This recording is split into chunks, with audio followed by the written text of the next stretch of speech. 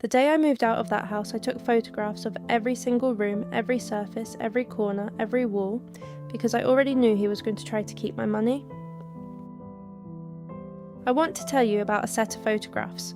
Specifically, I want to tell you about 2 sets of photographs, taken 14 months apart, that became the entire case, and I want to tell you what the judge said when she looked at both sets side by side and asked my landlord to explain the difference.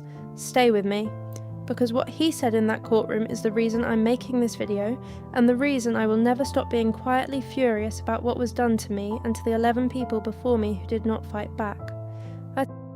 My name is not important. I am 26 years old, a marketing coordinator from Bristol, and in September 2021 I moved into a shared house in Easton with 2 housemates I had found through a letting website. The house was a 3-bedroom mid-terrace, recently repainted, presented in photographs that showed clean carpets, functioning fixtures, and a kitchen that looked like it had been wiped down specifically for the shoot.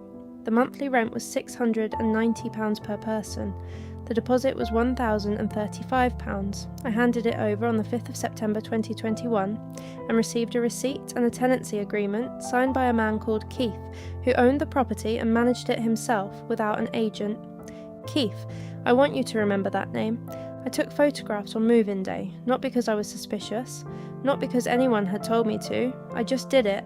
The way you might photograph a hire car before you drive it off the forecourt, a habit from somewhere that I am now permanently grateful for. Every room, every wall, the scuff on the skirting board in the hallway, the mark on the kitchen ceiling above the extractor fan, the small chip in the bathroom sink, all of it, time stamped on my phone at 4:17 in the afternoon on the 5th of September 2021. The house was not what the photographs had suggested. The boiler made a low rattling sound every time it fired up, the kind of sound that is just below the threshold of alarming, but is always there, always in the background of every quiet moment. The kitchen extractor fan did not work. The back door lock required a specific sequence of lift and turn that Keith demonstrated during the handover with the casual expertise of someone who has shown it many times and has no intention of fixing it. The garden was overgrown in a way that suggested it had been tidied for the listing photographs and not since. I emailed Keith about the extractor fan on the 9th of September. He said he would look into it. He did not look into it. I emailed again on the 23rd of September. He said a contractor would be in touch. No contractor was ever in touch.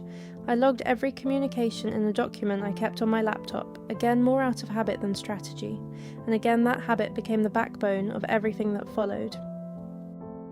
Let me stop here for a moment because we are about 2 minutes in, and I need to tell you something that reframes everything you have just heard. I describe myself as quietly furious. I want to explain what I mean by that. I do not mean composed, I do not mean calm. I mean the particular state of anger that comes when you are too tired to shout and too aware of the power, imbalance to let it show. I lived in that state for 14 months. I paid my rent on time every month. I reported every problem through the proper channels. I documented everything. I did everything right. And I want you to hold that in your mind as I tell you what happened at the end, because doing everything right is not the same as being protected, not without a fight. The 14 months in that house were not uniformly bad. There were good evenings in the kitchen with my housemates, a woman called Priya, and a man called Dom, people I genuinely liked, and who became real friends in the way that happens when you share a broken boiler and a back door that only opens if you know the trick. But the house deteriorated steadily through the tenancy in a way that Keith's responses never matched. By February 2022, the bathroom ceiling had developed a damp patch the size of a dinner plate. By April, the boiler had stopped producing hot water reliably, and we were having to time showers around its unpredictable recoveries. By July, the smell of damp in the ground floor hallway was noticeable from the front door. I have 22 documented maintenance reports sent to Keith between September 2021 and November 2022. He responded to 14 of them. Of those 14, 6 resulted in any action. Of those 6, 3 resulted in work that actually addressed the problem. The damp in the bathroom ceiling was never fixed. The boiler was never properly serviced. The extractor fan in the kitchen still did not work on the day we moved out. We moved out on the 30th of November, 2022. I took photographs again, every room, every surface, every wall. The scuff on the skirting board in the hallway, still there, exactly as it had been in September 2021. The mark on the kitchen ceiling above the non-functioning extractor fan, slightly larger now from the moisture, the chip in the bathroom sink, unchanged, and the damp patch on the bathroom ceiling, which had grown from dinner plate to something closer to 1 metre across and had begun to stain the surrounding plaster in a pale spreading ring. I took those photographs at 3:41 in the afternoon on the 30th of November 2022, and I emailed them to Keith the same evening with a request for confirmation of when the deposit would be returned. Keith responded 11 days later.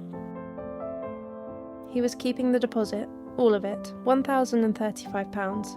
His email cited damage to the bathroom ceiling, damage to the kitchen, and general wear and tear beyond what was acceptable. He attached 3 photographs. The photographs showed the bathroom ceiling damp patch, the kitchen extractor area, and a mark on the hallway skirting board. He did not mention that I had reported the bathroom ceiling damp repeatedly throughout the tenancy. He did not mention that the extractor fan had been broken from move-in day. He did not mention that the skirting board mark was visible in my move-in photographs from September 2021.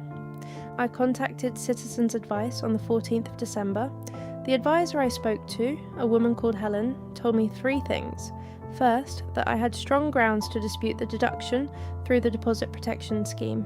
Second, that I should check whether Keith had actually registered the deposit with a scheme within the statutory 30 days required under the Housing Act 2004. Third, that if he had not registered it, the legal consequences for him were significant. I checked. I searched the 3 government-approved schemes, the Deposit Protection Service, My Deposits, and the Tenancy Deposit Scheme. My deposit was not registered in any of them. He had never registered it. In 14 months, Keith had never registered my deposit with any scheme. Under the Housing Act 2004, this meant I was entitled to claim compensation of between 1 and 3 times the deposit amount in addition to the return of the deposit itself. At 3 times, that was £4,140 on top of the £1,035. Helen explained this to me on the phone, and I sat in my flat, the new one, a studio I had moved into after leaving the shared house, and which had cost me a significant portion of my remaining savings to secure precisely because I did not have the deposit money Keith was refusing to return, and I listened to her and felt something shift. Not relief, not yet. Something colder and more precise. I instructed a solicitor named Claire in January 2023. Claire had 16 years of housing law experience, and she asked me in our first meeting to walk her through my documentation. I showed her the move-in photographs. I showed her the move-out photographs. I showed her the 22 maintenance reports. I showed her the email chain. I showed her Keith's photographs and my photographs, side by side, the same walls, the same rooms, the same scuff on the skirting board, present in both sets, pre-existing and unchanged. Claire looked at them for a while, and then she looked at me and said, "He has used your own evidence against you, without realising your evidence refutes his." Claire filed the claim in the county court in February 2023. The claim was for the return of the deposit, statutory compensation for the failure to register at 3 times the deposit amount, and damages for the distress and inconvenience of the 14 months of unresolved maintenance. Total claim £6,210. Keith responded through a solicitor of his own. His defence was that the deposit had been registered, that the deductions were justified, and that the maintenance reports had been responded to appropriately. He submitted a witness statement. He also, at this stage, did something that changed the shape of the case. He submitted a schedule of previous tenancy claims he had faced, not to help himself. His solicitor submitted it as part of an argument that he had a pattern of being unfairly targeted by tenants. The schedule listed 4 previous deposit disputes over 3 years. In doing so, it revealed that Keith had faced this exact situation 4 times before. 4 previous tenants, 4 previous deposit disputes, 3 of which had settled for small amounts before reaching a hearing. 4 times. He had done this 4 times, and each time a tenant had been exhausted enough, or frightened enough, or financially stretched enough to take a small settlement rather than go to court. He had built a business model on the statistical likelihood that people would give up. I want to give Keith something here, because I have thought about him, and I think it is true. Keith was not a sadist. He was a man who had discovered that keeping deposits worked more often than it did not, and who had made the calculation that the occasional legal cost was lower than the systematic return of money he believed tenants would never pursue. He had underestimated me specifically, but he had not, in his own logic, been entirely wrong about the pattern. Most people do not pursue it. Most people cannot afford to. I nearly could not. Claire requested disclosure of Keith's deposit registration records for all 6 properties he owned. The disclosure came back in April 2023. Of 6 properties, 3 had deposits that had been registered late. 1 had never been registered at all. A different tenant, a different year, the same pattern. The hearing was in July 2023 at Bristol County Court. The judge was a district judge called Miriam. Miriam reviewed both sets of photographs. She asked Keith to explain the difference between his move-out photographs and my move-in photographs of the same areas. He said the move-in photographs did not accurately represent the condition of the property. Miriam asked whether he was suggesting my photographs were fabricated. He said he was suggesting they were selective. Miriam noted that both sets were time-stamped, that the EXIF data on my photographs had been verified by the court's technical review, and that the skirting board mark visible in his move-out photographs was also visible in my move-in photographs. She asked him whether he had registered my deposit within 30 days of receiving it. He said he believed he had. She said the evidence showed he had not, and asked whether he maintained that belief. There was a pause. His solicitor leaned across and said something quietly. Keith said he could not be certain of the exact date. Miriam found in my favour on every point. Deposit returned, statutory compensation at 3 times the deposit amount, damages for the maintenance failures, costs, total award £6,480. She also made a referral to the local authority regarding Keith's wider pattern of deposit non-compliance across his portfolio, noting that the pattern disclosed in proceedings warranted regulatory attention. Keith appealed. The appeal is on narrow procedural grounds relating to the timing of the disclosure request. Claire believes the finding will hold. I believe her. But I have also learned over the past 2 years that believing something will be fine and knowing it will be fine are 2 different things. And I am not the person who moved into that house in September 2021 expecting things to be fine. I took those move-in photographs because it felt like the right thing to do, not because I was strategic or suspicious or experienced, just because it felt right. That instinct, that small habit of a 24-year-old carrying boxes into a house that smelled of fresh paint and old damp, is the reason I won. Take the photographs. Take them on move-in day, every room, every surface, every wall.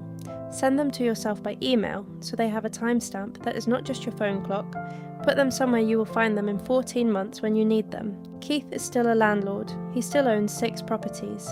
The regulatory referral is ongoing. I do not know what will happen with it. What I do know is that somewhere in one of those 6 properties, right now, there is probably a young professional paying their rent on time and reporting maintenance problems through proper channels, and wondering whether they are being too sensitive. They are not being too sensitive. Take the photographs.